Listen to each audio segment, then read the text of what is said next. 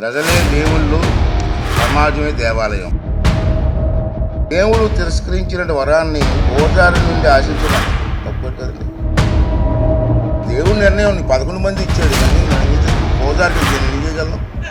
ఆ మనిషి కార్పొరేటర్కి ఎక్కువ, ఎమ్మెల్యేకి తక్కువ. జీవితకాలంలో ఇప్పుడు ఎమ్మెల్యే అవుతారు ఆయన.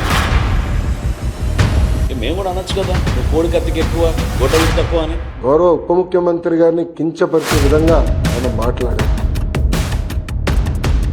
మాజీ ముఖ్యమంత్రి జగన్మోహన్ రెడ్డి గారు ఒకసారి ఆలోచించారు. మొన్న ఎన్నికల్లో ఆయనకు వచ్చిన మెజారిటీ ఎంత, గౌరవ ఉప ముఖ్యమంత్రి గారికి వచ్చిన మెజారిటీ ఎంత. నోరుంది కనుక ఇప్పుడు కూడా నేను అనుకునే రైతు, అధికారంలో ఉన్న వాళ్ళు నేను కించపరిచే విధంగా మారుతాను.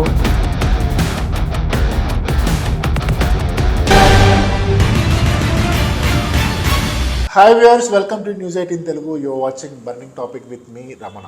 ఆంధ్రప్రదేశ్ రాష్ట్రంలో విపక్షానికి సంబంధించి, ప్రతిపక్ష హోదాకు సంబంధించినటువంటి మాటల మంటలు ఇంకా కొనసాగుతూనే ఉన్నాయి. అటు విపక్ష పార్టీ సభ్యులకు, అలాగే అధికార పక్ష పార్టీల సభ్యులకు మధ్య మాటల యుద్ధం కొనసాగుతూనే ఉంది.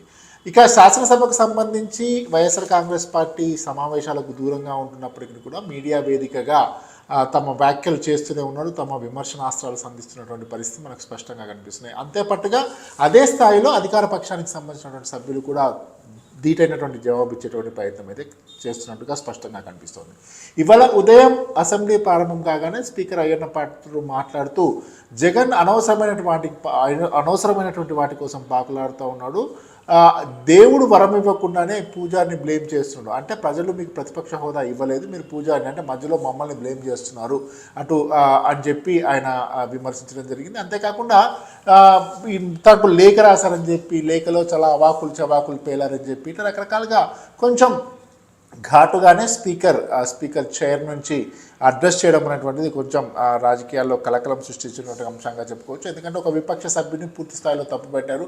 మేము కావాలంటే శాసనసభ ఉల్లంఘనకు, అంటే మీరు మాట్లాడినటువంటి మాటలకు మేము శాసనసభ ఉల్లంఘనకు సంబంధించినటువంటి చర్యలు తీసుకోవచ్చు, బట్ మేము అట్లా చేయట్లేదు. మీరు ఇకనైనా బుద్ధి తెచ్చుకోండి, మీరు శాసనసభకు రండి, మీరు శాసనసభలో ఉంటూ మీ ప్రజా సమస్యల పట్ల పోరాటం చేయండి, అట్లా మాట్లాడుతూ వచ్చారు. మీరు ఇలా చేయడం కరెక్ట్ కాదు, మీరు ఇట్లాంటి చర్యలు పునరావృతం చేస్తే ఏ రకమైనటువంటి చర్యలు తీసుకోవాలి అని చెప్పి మేము శాసనసభలో చర్చించి అవసరమైనటువంటి నిర్ణయాలు తీసుకుంటాము అని చెప్పి కూడా కొంచెం ఘాటుగానే, ఒకంత ఘాటుగా, కాసింత వ్యంగ్యంగా అన్నీ కలగలిపి స్పీకర్ మాట్లాడినట్టుగా మనకు స్పష్టంగా కనిపిస్తోంది. ఇక దీనిపైన అన్నట్టుగా కాకుండా ఇవాళ ఒక షెడ్యూల్డ్ ప్రెస్ కాన్ఫరెన్స్ జగన్ నుంచి ఉండింది.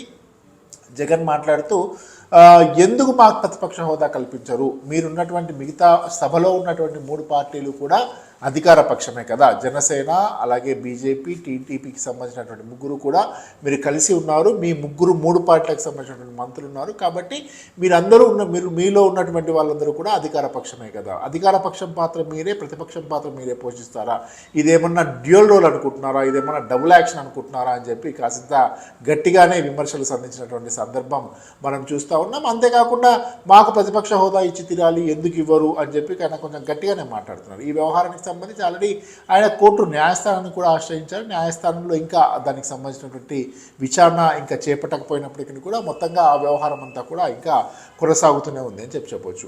ఇక రకరకాలైనటువంటి ఆరోపణలు చేశారు. ఎట్ ద సేమ్ టైం అధికార పార్టీ ఇచ్చినటువంటి హామీలు, మేనిఫెస్టోలో పొందుపరిచినటువంటి అంశాలను ఆయన ఉటంకిస్తూ కాసింత వ్యంగ్యంగానే మాట్లాడినట్టుగా కనపడుతుంది.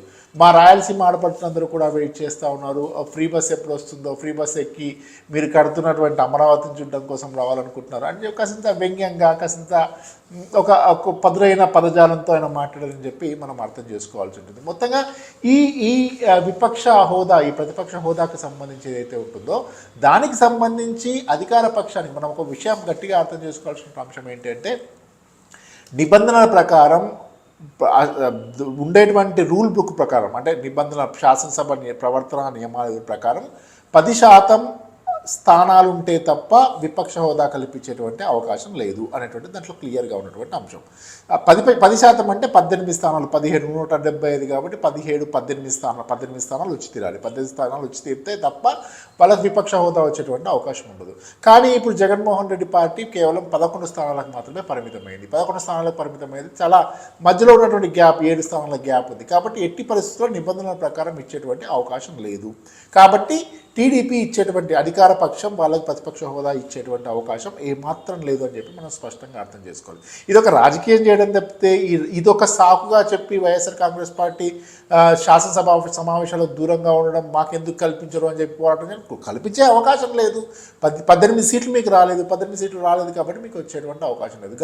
ఏవో ఉటంకిస్తూ ఉన్నారు, గతంలో ఉపేంద్రకి ఇచ్చారు, ఇంకెవరికో ఇచ్చారు, అవన్నీ కూడా క్లారిఫికేషన్ ఇచ్చేటువంటి ప్రయత్నం తప్పితే దీనికి సంబంధించి నిబంధనల ప్రకారం ఇచ్చేటువంటి అవకాశం లేదు కాబట్టి ఇచ్చేటువంటి ప్రసక్తే లేదు అని చెప్పి మనం స్పష్టంగా అర్థం చేసుకోవాలి. ఎందుకంటే ఆంధ్రప్రదేశ్ రాష్ట్రంలో రాజకీయాలు చాలా షార్ప్గా నువ్వా నేనా అన్నట్టుగా ఉంటాయి కాబట్టి ఒకవేళ నిజంగా వైఎస్ఆర్ కాంగ్రెస్ పార్టీకి 18 స్థానాలు వచ్చినప్పటికీ కూడా ఏ రకంగా వాళ్ళకి విపక్ష హోదా ఇవ్వకుండా కట్ చేయాలి అనేటువంటి దిశగానే ఆలోచిస్తారు తప్పితే వాళ్ళకి ప్రతిపక్ష హోదా ఇద్దాము, ఉన్న సీట్లు లేకపోయినా ఉదారంగా ఇద్దాము అనేటువంటి పరిస్థితి అధికార పక్షం వైపు నుంచి విపక్షం పైన లేదు కాబట్టి అటువంటి పరిస్థితి ఉండదు. ఎట్టి పరిస్థితుల్లో వాళ్ళకు ప్రతిపక్ష హోదా కల్పించేటువంటి అవకాశం లేదు. కాబట్టి దీనిపైన ఇకనైనా వైఎస్ఆర్ కాంగ్రెస్ పార్టీ రాజకీయ రాద్ధాంతం మానుకొని సభకు వెళ్ళి సమావేశాల పట్ల సభకు వెళ్ళి అక్కడ ప్రజా సమస్యల పట్ల పోరాటం చేస్తే వాళ్ళకు కొంచెం క్రెడిబిలిటీ వచ్చేటువంటి అవకాశం కనపడుతుంది, వచ్చేటువంటి అవకాశం ఉంటుంది.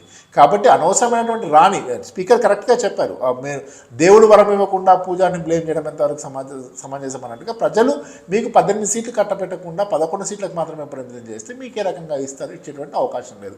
న్యాయస్థానానికి వెళ్ళి న్యాయస్థానం కూడా ఇదే చెప్తుంది, కాన్స్టిట్యూషన్ బియాండ్ ద కాన్స్టిట్యూషన్ పోయేటువంటి అవకాశం లేదు.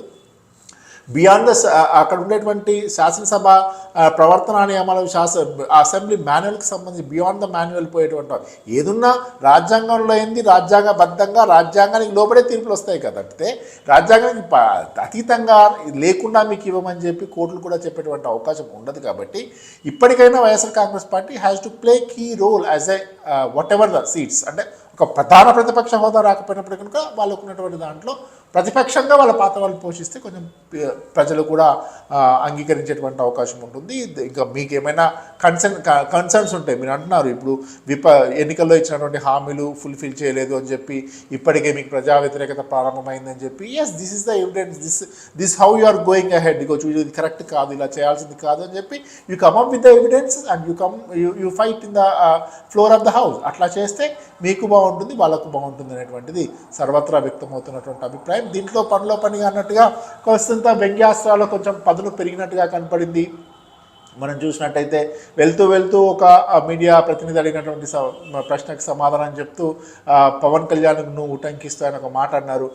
పవన్ కళ్యాణ్ ఏముంది, పవన్ కళ్యాణ్ కార్పొరేటర్కు ఎక్కువ ఎమ్మెల్యేకి తక్కువ అని చెప్పి ఆయన మాట్లాడారు. దీనికి సంబంధించి కౌంటర్ ఇస్తూ అక్కడ నాదెండ్ల మనోహర్ నుంచి కూడా ఒక మంచి షార్ప్గా ఒక విమర్శ వచ్చిందని అని చెప్పుకోవాలి. మీరు కోడికత్తికి ఎక్కువ, గుడ్డలకి తక్కువ, ఇట్లా రకరకాలైనటువంటి విమర్శలు, ప్రతి విమర్శలు అవన్నీ కూడా వస్తూ ఉన్నాయి. దీనిపైన లోకేష్ కూడా మీడియా సమావేశంలో స్పందించారు, మీకు ఇవ్వము, ఎందుకు ఇవ్వాలి అని చెప్పి మాట్లాడారు.